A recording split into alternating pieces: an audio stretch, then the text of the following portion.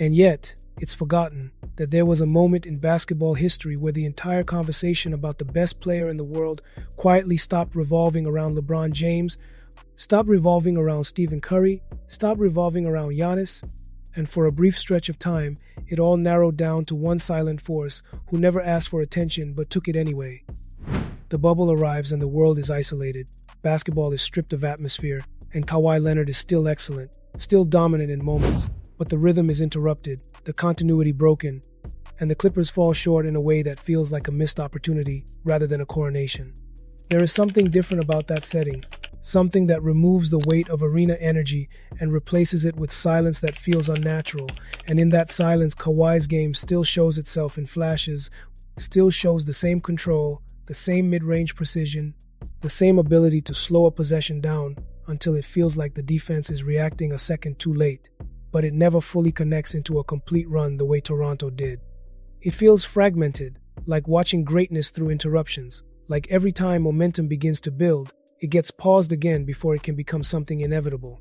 And from there, the injuries begin to define the narrative more than the performances, the knee issues, the long absences, the careful management of minutes that stops being a hidden strategy and becomes the main storyline, the thing people talk about before they even mention what he did on the court.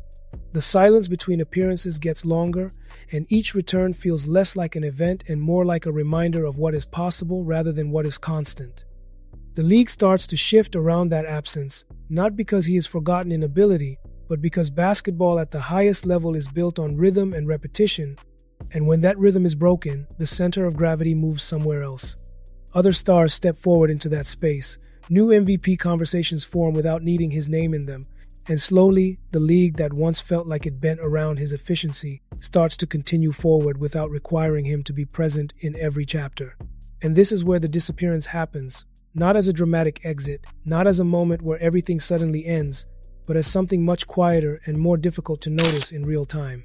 It is a gradual fading from weekly relevance, a slow reduction in how often his name is tied to the absolute peak of the sport, even though nothing about his actual ability has disappeared.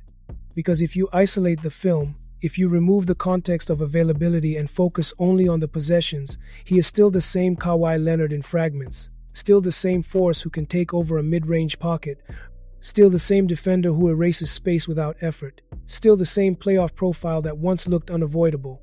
The difference is not in what he can do, but in how often the world gets to see it, and that gap is where perception begins to change.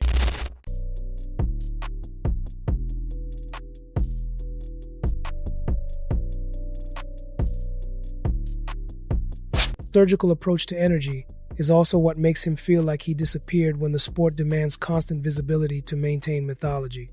Basketball at the highest level is not just about peak performance.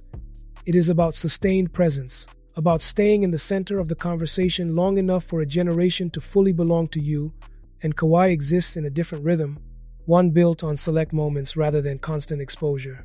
So the story splits inside people's memory into two competing truths. One version remembers him as the coldest playoff force of his era, a player who walked through the toughest postseason runs and ended them without emotion, without hesitation, without resistance. The other version remembers the absences, the load management, the seasons that felt incomplete, the stretches where his impact was undeniable but not continuous enough to define an entire era the way others did. But if you go back to that year, if you strip away everything that came after, if you return to the stretch where Toronto was rising and opponents were falling and every possession in the playoffs felt like it belonged to him, there is no ambiguity left, no debate left to argue over in hindsight. There is only the reality that for a brief moment in time, Kawhi Leonard became the best player in the world in the most quiet way imaginable, without declarations, without spectacle, without needing the league to announce it, and then stepped back into a version of the sport that had already started telling a different story without him at the center, as if the peak had happened so silently that the rest of the world only realized it once it was already gone. And yet, it's forgotten that there was a moment in basketball history where the entire conversation about the best player in the world quietly stopped revolving around LeBron James, stopped revolving around Stephen Curry, stopped revolving around Giannis, and for a brief stretch of time, it all narrowed down to one silent force who never asked for attention but took it anyway. Kawhi Leonard, a player so calm, so controlled, so almost emotionless in his execution that it didn't feel like dominance at first. It felt like inevitability, like something you only recognize when it's already too late. And if you really think back, most people don't remember the exact moment it happened. They just remember the feeling of waking up one day and realizing the league had shifted without permission. It starts with doubt, because before Kawhi Leonard ever touched that peak, there was already a story forming around him that he was too quiet, too robotic, too dependent on system basketball. And after his time with the San Antonio Spurs, people weren't even sure he was going to stay in the conversation of superstardom, especially after the tension, the injury uncertainty, and the way everything seemed to fracture at once. And in that chaos, he gets traded to the Toronto Raptors, a move that didn't feel like a crown being placed on his head, but more like a gamble by an organization that had everything to prove and nothing guaranteed. Nobody called it a super team, nobody called it a dynasty. In fact, most people called it a mismatch, a short-term experiment, a situation that would eventually collapse under pressure. And Kawhi arrives in Toronto carrying questions instead of answers.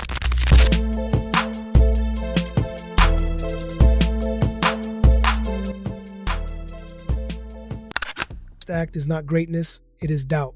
He sits out games. Load management becomes the phrase everyone repeats without fully understanding what it means, and the criticism starts immediately.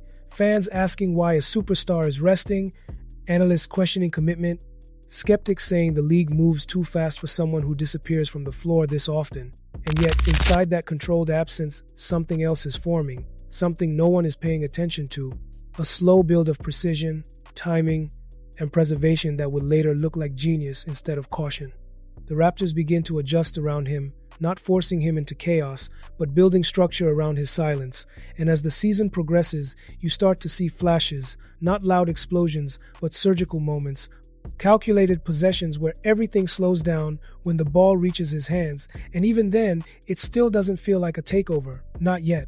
The real shift happens in the playoffs, where doubt is supposed to be exposed, where reputations are supposed to collapse, and instead Kawhi Leonard begins dismantling expectations one series at a time, first against the Orlando Magic, then in a battle against the Philadelphia Sixers, where the moment that defines everything arrives, that impossible bouncing shot that hangs in the air like the universe paused just to watch it decide, and when it drops, it doesn't just win a game, it changes the temperature of the entire postseason, because suddenly the Raptors are not a hopeful story anymore.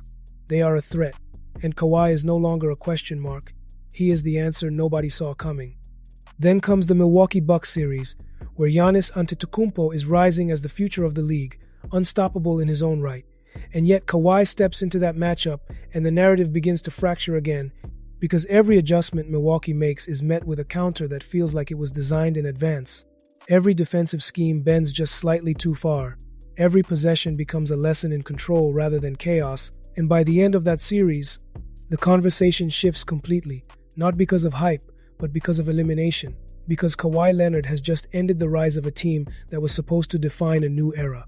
And then the finals arrive, and this is where memory gets distorted, because people remember the Golden State Warriors dynasty, they remember Stephen Curry, they remember Kevin Durant's presence, they remember the inevitability of that machine, but what gets forgotten is how fragile it became in that exact moment, how injuries began to peel it apart at the edges, and how Kawhi Leonard stood on the other side of it without fear, not loud, not emotional, just precise, like someone who had already accepted what needed to be done. And when the final buzzer sounds, when Toronto becomes the champion for the first time in franchise history, it does not feel like a celebration of noise. It feels like the closing of something inevitable that had been building in silence all year long.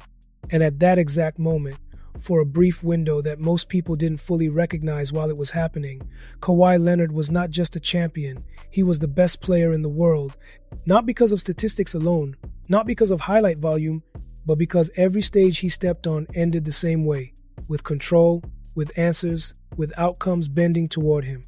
But then, it starts to fade, not instantly, not dramatically, but in the way great peaks often do, quietly at first. Like the story is exhaling after holding its breath for too long.